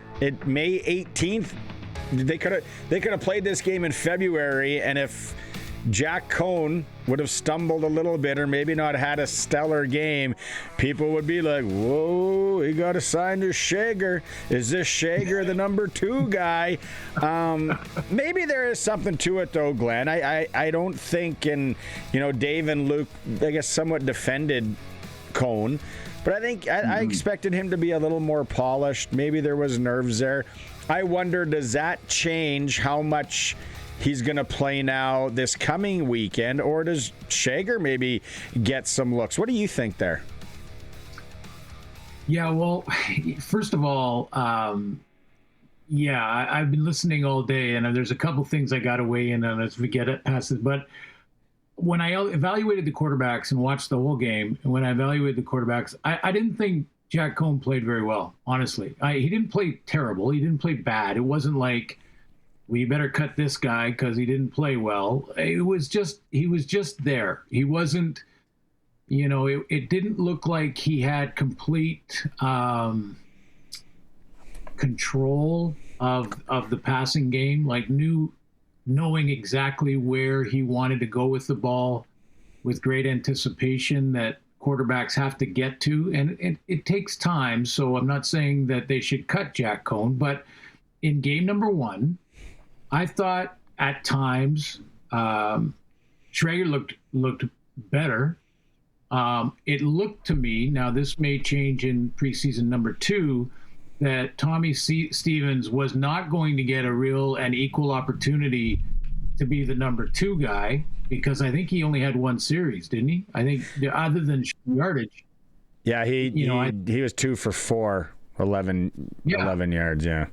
Yeah, I just don't, he wasn't out there for a quarter. He didn't get 3 or 4 series to try and win the number 2 job. So it looks like, based on that game, now there might be a plan to play Tommy more in game 2 because they're going to make some more decisions. But as of that first game, I didn't think they were looking at him at all as a guy that could win the number 2 job. They were saying, you're our short yardage guy, based on how much he played. And he looked comfortable when he was out there, but it was so limited that you can't really tell. So, I don't think it's like Arash mentioned. I don't think anyone needs to panic, but these games are important for the players and coaches, and they're not important on the scoreboard. So they don't matter. The score doesn't matter, but the game does matter. And you guys have mentioned, I know Luke mentioned it, that a mistake or a busted coverage or the bad reads by the quarterback, that will be dissected in the post-game film sessions by the coaches. And they're going to know if Jack was seeing it or not seeing it. Yeah. In other words, the plays will be designed to go to certain guys, and they'll see the guys open that were supposed to be open, and he didn't see them. Or he did see them and missed them. Or he got a couple of completions that went, okay, those are positive. So and they're watching still that some tape. Evaluation to be done. They're watching that tape too, Suits, because we don't know what's going on behind those walls. It might be items. It might be strategy plays, whatever that they've told them. They're like, okay, when we go into this look, and if they give you this look, then you got to go here, look here, and look here. And then if he missed that, maybe, who knows? Then they might be like, well, we told him, or what is, it felt, I didn't watch the game. I listened to it. Guys did a great job. it felt like you said, I can't remember how you put it, but I was like, it doesn't feel like he's playing with confidence. Like, and you got to have mojo in any sport. Goalie, golfer, shooting 3-pointers in the NBA or even at the YMCA or playing football. You got to have mojo as a quarterback. It just didn't feel like he had it. Now, and then Shager goes in. And Luke and Dave said, I was wondering, okay, well, is this garbage time? Who's he playing against? Are they just playing a real soft zone and he's picking it apart? But they said, no, he played really well. I just really curious now how they stagger things, because they want to get Trevor sometime in Saskatoon, and they are going to, but this is it. And then we don't play till like July. How the schedule sets up. I know it's June 13th. I'm being facetious, but it's a while. Yeah, no, it is an unusual start to the season for them. Although I'll play devil's advocate for a second and say it will allow the coaching staff to see pretty much all the teams prior to their first game of the regular season and have all the teams on video. So, any new wrinkles in Scott Milinovich's offense, or the new Tommy Condell, the new offensive coordinator in Winnipeg, is going to have a different look for Zach and for Brady Oliveira than they've seen in the past. So it'll give, when you don't play in week one, you get a chance to see most of the teams. I think there's only 3 games in week one, but, so there's 6 teams that they're going to be able to look at and say, we have video on them. They don't have new video on us yet. So there could be an edge to be gained there. And, I guess a little more time to make some decisions. But I've always said with quarterbacks, though, Barney, and why I was so confidently putting Nathan Rourke, when he first arrived on the scene, way up there in my evaluation of the quarterback position, because of his processing speed, how quickly he would take the ball from center, from a shotgun or whatever, and make his read and throw it in the window and be accurate with that throw in split-second timing. And he did that early on in his career, and that's why I was one of many that were, in a little bit of awe of Nathan Rourke and how quickly he was grasping it. I mean, the only guy I can remember in history that could grasp it that quickly was Ricky Ray back in the day. When he first got his opportunity, he looked like he'd been there forever. So, and Doug Flutie didn't have it. Matt Dunnigan didn't have it like that. Warren Moon didn't. There was a lot of great Hall of Famers that didn't have that timing down early. I didn't see it in Jack Cohn. I did see it a little bit in Shager, so that's encouraging. Very small sample size for both of those guys, so I don't think you're making any decisions just yet. But yeah, that's it. To me, Barney, it's processing speed. It's when you have a window to throw it in as a quarterback in the pro level, the window is open and closed in a split second. So get it out of your hands when you see it, and you got to believe it. And then that's where that swagger comes in that you talked about. And that's like any football. That is going from, Regina Minor football to high school, then high school to junior to college. I've seen it. I played. Absolutely. And I remember being like, you have to hit that. Like, you need to throw that. And I tell my flag football kids, right, the 14, 15-year-olds, I'm like, long gone are the days where that guy's going to be wide open. Like, you have to try. You have to put it there. That's the level that we're at now. That's the competitiveness. So it'll be interesting as we go along. I'm really curious on Saturday, quarterback rest. But what did you think? Because you said you watched it again. What did you think about that 35-second clock? Luke and Dave said things were pretty crisp was the word they used. Yeah, I liked it. I think we'll get a chance to see in the next weekend, the next set of games, because there's a bunch of them. It worked in real time, but there's 2 things that happen. One is the sense of urgency that both teams will need. Like, they can't mess around with substitutions now. Now they're going to be on opposite sidelines. That's another change for some parks. So that's going to help. You don't have to run 70 yards from your bench to get on the field kind of thing. So that's going to help in that regard. But that's the urgency that's going to keep the game flow, and they work together. So I'm all for it. Let's see. I know there was a lot of concern and consternation, but let's see if some of these rule changes actually help. What there was, and I don't know what happened here. I mean, I don't know if you know, but if not, I can ask the guys, because James wondered on the text line. There was a timer error penalty in the game. Do you remember that, and can you explain it? Well, I didn't see it live because I was dealing with my dog, but I was listening to the Calgary play-by-play and color guy, Mark Stevens, and his partner talking about it. And it sounds like the refs just made an error in having them kick it over again. And that the error, that was the error. So I actually didn't see it. So I have to go back and look. And I'll talk with the head of officials and different refs early on in the season. We can sort that out. But it sounds like there was an issue, and instead of just dealing with it after the play, they said, well, let's kick it over. And that was the incorrect decision. But hey, I did listen in on the Holder field goal thing. That was a good question earlier. Yeah, okay, that because I have that on the list here to ask Glenn about. When you let's go, because you had that dubious distinction. Yeah, and well, first of all, I want to start by saying you have to find a guy that can do it. like this idea that, well, we'll just get anybody. We'll just get. And I'm not saying that because I did it. I'm just saying that there's split-second timing in it from the center snap to you catching the ball and then placing it the way the kicker needs it, with the tilt that he wants and the laces away. I mean, we've all heard that one from the movie world. Ace Ventura. How many laces away? How many times did Dave have to kick it with the laces, do you think? How many times did he spin it correctly?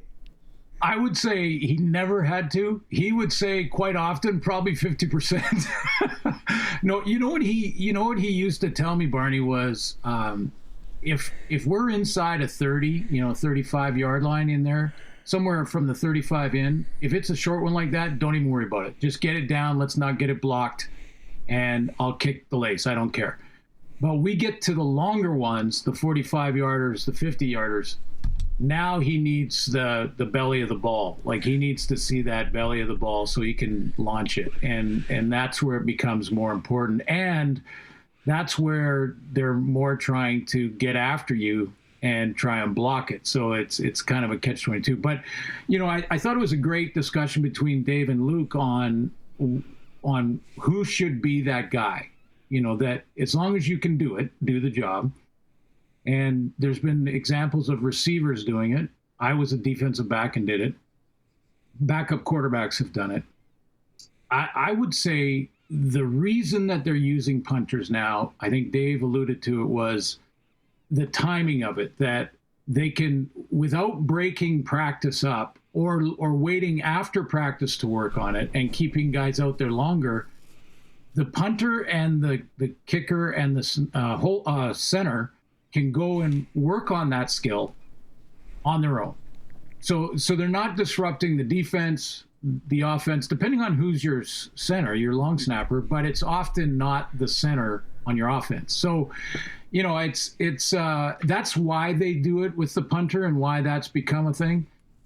I'm a little bit with Luke on this, that to me, if you can get a backup quarterback to do it, you have planted a seed now in every single team, because the goal is to make the 3 points. Let's be clear about that.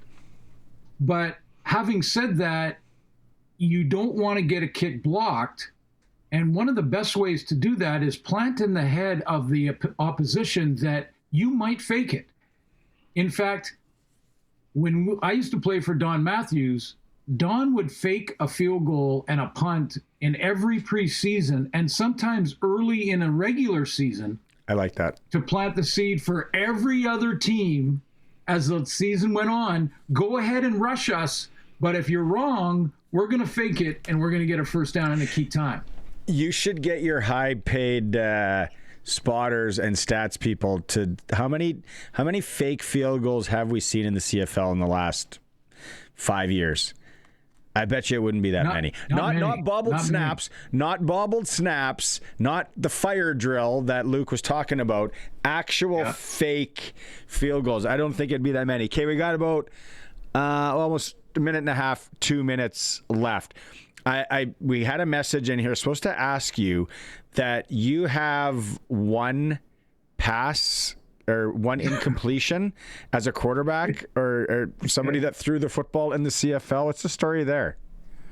Yeah, I was the emergency quarterback for a few years in Regina. At that time, at that time you could only have 2 quarterbacks on the roster. And so if we had the disaster losing both quarterbacks, someone had to take the snap from center. I had 4 plays, I believe, and 3 of them were running plays where I turned and handed off. And then one was like an all curl kind of thing where Elgard and Fairholm would just go down about 10 yards, curl, and come back. So they were big targets, so it was easy to try. The theory was it was easy to make those throws. And I attempted one, I believe, that was incomplete. But I did throw it once also from a fake field goal. And it was in Edmonton, and I was rolling out, and I had to throw on the run, and I threw it right into the feet of Ray Elgard, and it one-hopped to him. And Coach Matthews came to the sidelines and right away said to me, "It's a little harder to play quarterback than it looks, isn't it?" Yeah, no question. So I attempted one throw from a fake field goal formation and one throw from emergency quarterback situation, and both were incomplete. So it is. That's my resume in throwing the football. But I was a high school quarterback, so that's why they thought, maybe he can do it. You just didn't have the mojo, Glenn. They just needed to give you more time to get that mojo going. All right, buddy. Exactly. We'll touch base on Thursday. There'll be more to talk about. By the way, I got to mention before, too bad you weren't in town, because you remember when we were over at Freeze Tallman, they have their Contractor Appreciation Barbecue coming up May 21st. So that is on Thursday. And they were like, if Glenn's around, and I said, well, Glenn lives in out in Vancouver area. He ain't coming in for a hot dog and a patty, but he would love to. But yeah, they have their big Contractor Appreciation Barbecue coming up. Well, let me quickly check Air Canada and WestJet to see where we're at. Exactly. All right, talk to you Thursday, bud. Okay, thanks. See you, Barney. It's for Freeze Tallman Lumber in Regina, Fort Capel. Right now, they want to remind people that they can deliver to the lake country. So if you're thinking of getting some work done out in the lakes, they can deliver it to you from Fort Capel or Regina, no problems. And the Contractor Appreciation Barbecue, all you contractors, May 21st, 11 to 1. I'm always due to make an appearance at that. Yeah, you get a little puck, a little patty, a little double cheese action at Freeze Tallman. The boys should be standing by. We're going back to the red zone for the training camp report. When we come back, it's a SportsCage on the home of the Riders, 620 CKRM. It's for Saskatchewan Lotteries. The Rider scratch ticket is out there right now. Chance to win 75 large.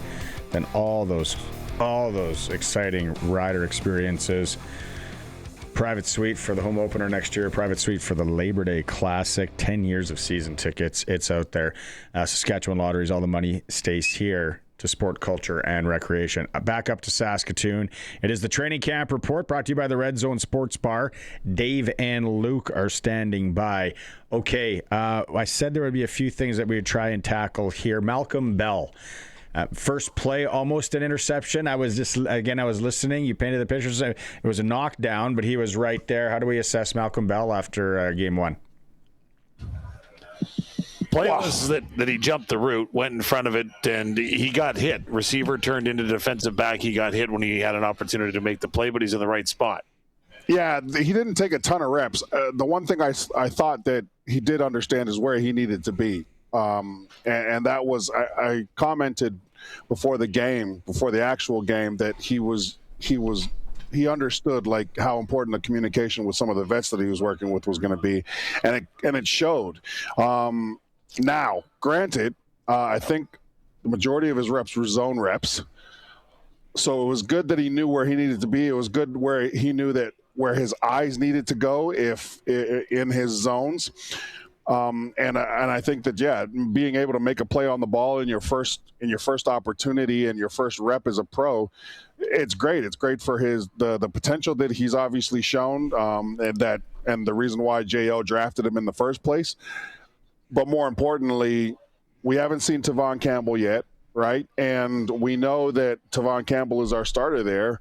It just looks more and more like there's another defensive back that's going to be able to contribute this year in some way, shape, or form, whether it's starting a few games, whether it's starting all season, whether it's being a backup and an ace on special teams. I think that he's just a good, smart football player. He didn't have a ton of reps last game, but you could tell that he's not lost out there, which is a good thing. So hopefully get some more reps next week. He came from a pretty good school too, right? He came from the greatest school in NCAA history. That's what I thought, yeah. It's one of the most beautiful schools on the planet. Shout out to the Red Cedar River. Shout out to Grand River Street, Giorgio's. I can't wait to get Malcolm Bell on the cart. We're just going to basically do the whole thing on how good Giorgio's pizza is and some of the finer stuff. What about Jonathan Kim on that cart? Yeah, we're going to get JK on there as well. We just might make it a Sparty party. So we'll figure it out, though. We'll figure it out. Yeah. But it's just good to see good people getting their opportunities in pro football, thanks to the great establishment we do call Michigan State University in East Lansing. Canadian receivers, how did they look? Oh man, that was the only I think part that left us wanting more was the Canadian receivers. We had seen Weeb out here a ton in camp. I thought Weeb was having a great camp. He just didn't get the football. He wasn't out there a ton, but he didn't get the football when he was out there. Del Duncan Busby was playing his role as he normally plays it. That sort of bomber receiver coming in and out of the formation, in between the tackles, blocking on the edges. So we didn't get a big chance to see a lot of our Canadian guys, right? Kean Schaefer-Baker wasn't out there, obviously. No. Sam Emlis wasn't out there, obviously. But I think that it's clear that they're not looking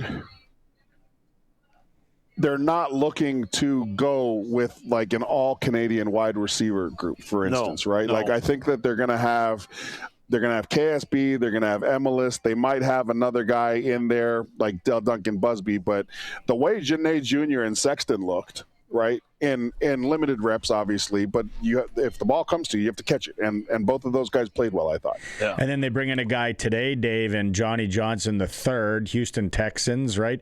He was obviously practice roster, but he did play in a couple of games over 3 years. He's 6'1", 199. They're bringing another guy there, and an American.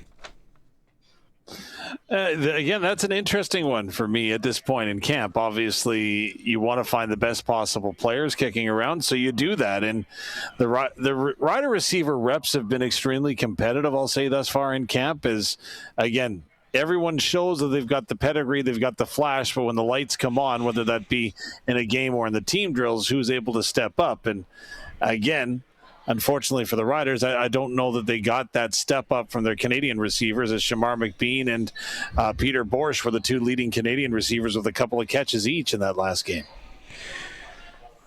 Yeah, I was actually quite excited, and not that I have any ties to it, but that Borsch, when he had 3 targets, 2 receptions, I was like, oh, that's good.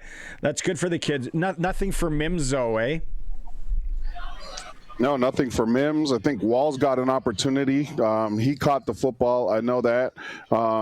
There wasn't much out there for those guys playing in those positions. And here's the other thing, too. What we have to remember is the ratio really doesn't apply in exhibition season. So they could have played literally any position on the receiver roster that the Riders wanted them to. The ball just never came their way. They never got that opportunity. No. Yeah. What was the deal with the time error? Because we've had 2 people text in the Prairie Line Rentals text line about that. Explain that.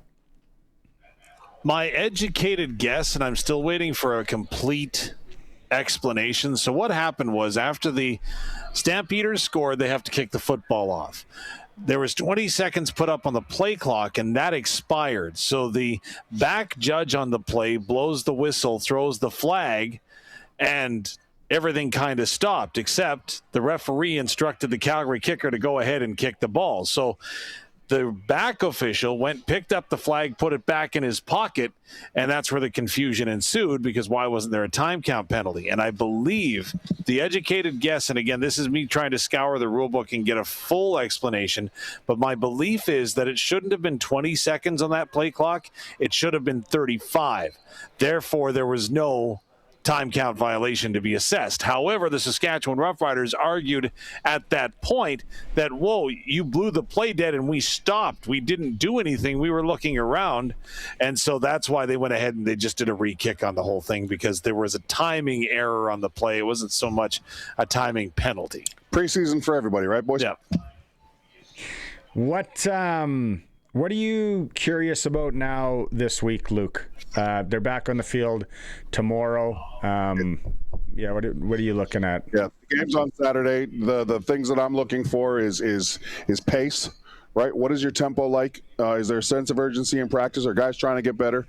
Are you still playing fast? So there's going to be a few more things installed, right? Probably some things installed tonight during team meetings. And the guys that kind of sort of trail off are the guys that are having trouble adjusting to the additional plays. And then obviously when you look at Saturday's game, you probably look at Thursday and Friday as more of a prep for Saturday's game. You'll probably see what the coaches are thinking in terms of playing time based on Thursday's practices, especially Friday's walkthrough, which I doubt anybody will go to. Isn't this the quintessential opportunity, though, for, again, this is the CFL short week, right? It happens. Mm-hmm. Is this not the biggest test, or not the biggest perhaps, but a big opportunity for these players to show that, hey, I can go ahead and I can get my body right and I can get my mind right in a short period of time? It is. I just still think that there's got to be a logistical workaround here because of the short turnaround. And who knows, right? Like, they could have had just walk through. I wouldn't have given this day off if I was coach. By saying that, I don't mean I would have gone out and practiced. I would have made it meeting heavy, which I think they probably did. I would have done an extended walkthrough, and then I would have gone meeting heavy at night as well, right? In order to get, because you want guys flying on Wednesday. Wednesday's a really important practice, right? Especially in terms of evaluation. So you need to take advantage of Wednesday, and you need to take advantage of Thursday, right, before you start. So again, that's what you want to see. Are the guys taking the coaching? Right? Yeah. Are the guys taking the coaching first and foremost? And is there that sense of urgency in practice? Are guys trying to get better? And more importantly, is the standard continuing to be set? That's one of the things that you and I talked about last week that we thought was really good, is that your best players on the team were the best players in camp. They were setting the standard. They were showing where everybody, where they needed to be. Is that carried over into this week? I'm curious, Dave, to see the quarterback reps, and if it stays the same, if some things change there. And I know you guys are, thinking that it's going to be status quo, but a couple other people texted in as well. Probably more Cone backers than we need to go to Shager. But I'm just throughout this a week here, I'm really curious on how they split things up, or if it on that respect. Cone backers, that sounds like a new fan club, actually, now that you mention it. But yeah, I think status quo. I don't think that anything changed. I think, like you heard, Coach told you point blank that he thought Jack Cone was dialed in.